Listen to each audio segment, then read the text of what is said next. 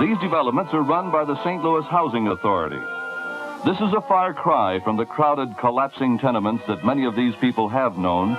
Here in bright new buildings with spacious grounds, they can live. It was a very beautiful place, like a big hotel resort, I'd say. It was like an oasis in the desert. All this newness. I never thought I would live in that kind of a surrounding. What happened? Well, one day we woke up and it was all gone. We pulled up with the moving van. I knew at that point that it was hell on earth. Pruitt-Igoe looks like a battleground. Vandalism and neglect have left fear among the remaining occupants. In the middle 50s, St. Louis thought it had solved its low-cost housing needs, but instead a monster was created. The experiment had gone terribly awry. It was just uncontrollable.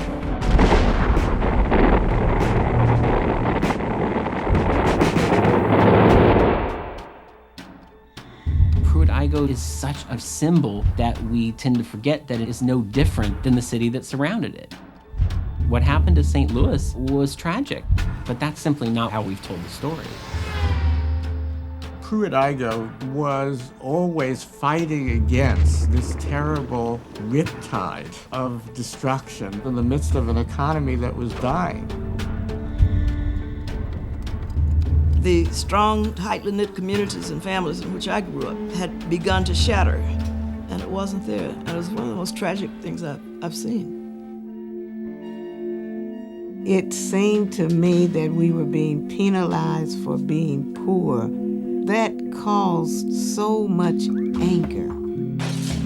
Persons that don't have a decent place to stay are willing to take these kinds of chances. Where we live, we're taking chances. This is it. This is out of control, and we are no longer going to put up with it. We're not going to tolerate this anymore.